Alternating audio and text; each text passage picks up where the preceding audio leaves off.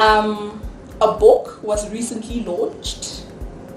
Last week Friday, actually. It was launched in Johannesburg, and I actually made a co-contribution to it. Oh. And the name of the book is titled Women in Leadership, Breaking the Glass Ceiling.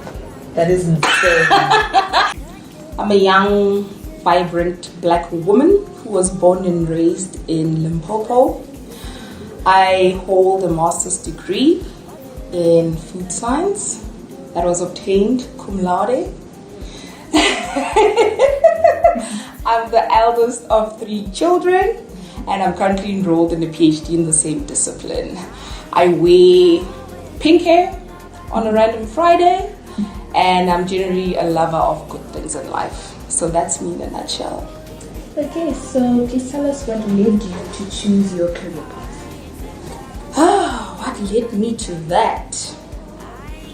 A lot of research, coupled with passion, I must say. I've always been an inquisitive individual, especially in the realm of science.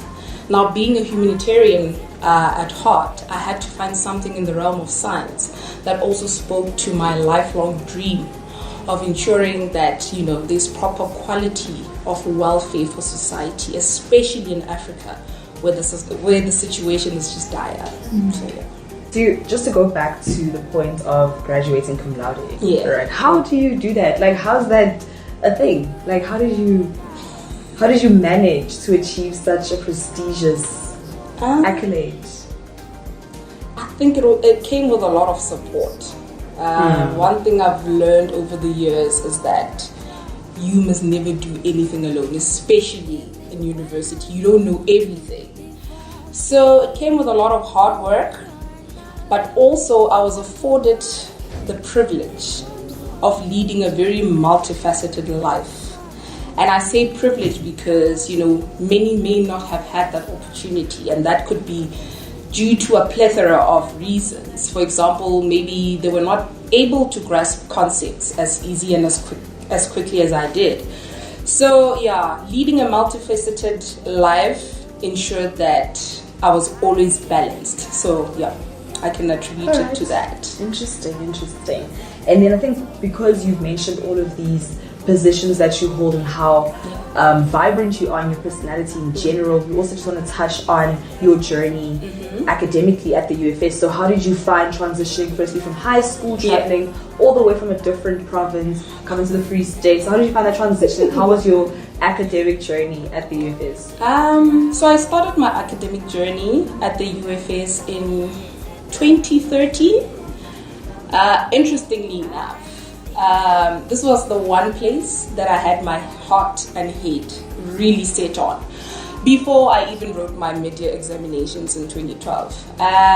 So what happened is that my father had a colleague who was bringing their child for orientation, right, at the UFS. So upon his return, he gave me brochures. So as I was going through those brochures, I'm like, yeah, this is definitely where I belong. So needless to say, it was a no-brainer.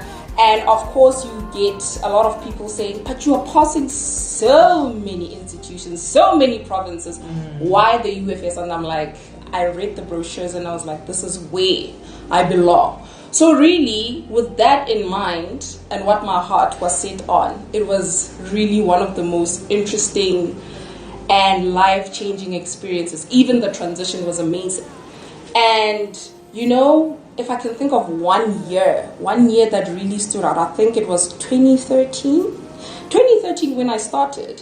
And I think that's why till this day, I mentioned that I'm 19 years with a few odd years of experience because of the lessons that I learned in that first year. Yeah. Absolutely.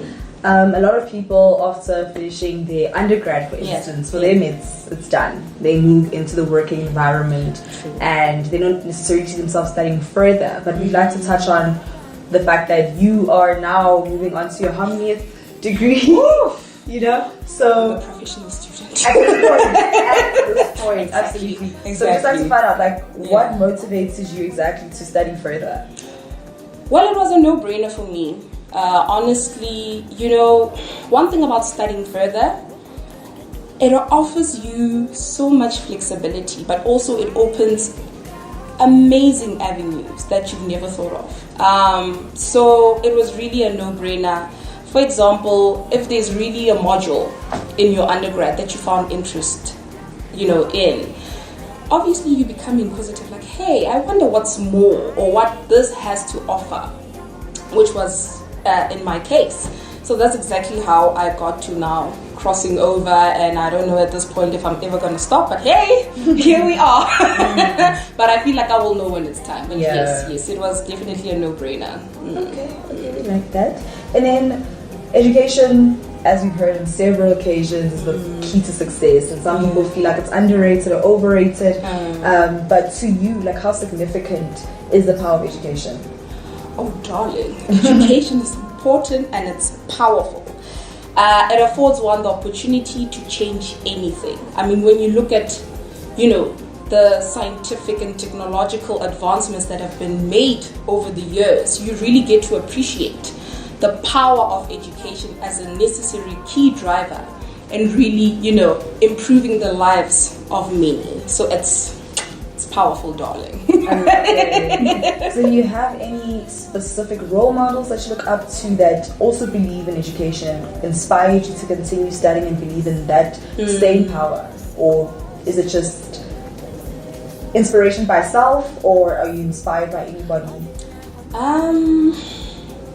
I think it would definitely have to be the women in my life. I come from a lineage of women who have done exceptionally well in their respective crafts and the communities that they serve. And I'll give you an example. So my two grandmothers. So my grandmother from my mother's side, God rest her soul, the late Kuku Mahlaku, she was the first principal at the then newly established Ngwanamkwena Kikana Primary School. And then my grandmother on my dad's side, Kuku Buledi, was part of the first group of nurses when the Groot Hoek Hospital was established. Now, when you think about the social and the political climate that they achieved this in, back in the day, it's truly admirable. So yeah, definitely has to be the women in my family. But now to touch on the reason why we're actually here. Okay. And we just want to find out. Yeah. How are you currently, or have you in the past perhaps used education as a weapon to break boundaries, to break the glass ceiling, to bring about some kind of reform in society? That means to be changing the globe. Yeah. But we understand that changing one life is changing the whole world, because that person carries that change and that reform with them everywhere, and they impact different lives because of the knowledge that you may have given them. So have you, or are you currently using the power of education to create some kind of change? This is very ironic, and I'll tell you why. A book was recently launched last week Friday, actually. It was launched in Johannesburg, and I actually made a co-contribution to it. Oh. And the name of the book is titled Women in Leadership, Breaking the Glass Ceiling. That is insane. I know, right? I'm gobsmacked. I'm actually gobsmacked at this point in time. But now, if you need those details to order the book. We're going to put the details down below. Exactly. But going back to your question, I think I've been doing that by really embodying the essence of the late Mom Charlotte Mackay. She was the first black woman in a lot of positions and spaces she occupied. And she used that platform to further advance women representation, their rights and equality. And, that has really been a motivating factor in the things that I do. So forming, a little network of women who are in my field, lending a watchful eye, an ear to another ladies' conference presentation, their manuscript, sharing opportunities, And also always taking it back to the community, because that's where the gold really is. Those are our future leaders, our future doctors, teachers, learners, everything. So always going back to the community in my capacity as a researcher, but also as a citizen of the society. So whenever I can, I reach out to the community as well. For example, I'm involved with an organization that goes around building libraries for schools between quintile 1 and quintile 3, and therefore inculcating a reading culture. Therefore, what are we doing? We're moving forward with the mandate of education. So yeah, that in a nutshell is what I've been doing. That is insane. I feel like it's such a coincidence that you're here and the topic resonates so much. I'm so You're shocked, like, what? What are the odds? What are the odds? What are the odds? As I am money would say, what are the odds? So yeah, what are your final words? What do you have to say to students or to people watching this? What advice do you have, even if it's not necessarily related to what you already mentioned, but just something from the heart that you have for our students and the viewers? This is going to be funny, but it will make sense.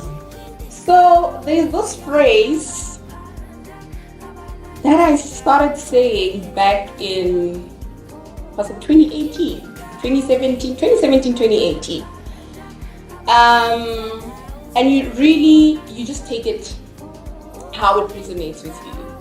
And I usually used to write it on my WhatsApp statuses, say we're going out for an event or we're celebrating someone, and it was add a little sparkle to your life, darling, and halalala on yourself. Love it.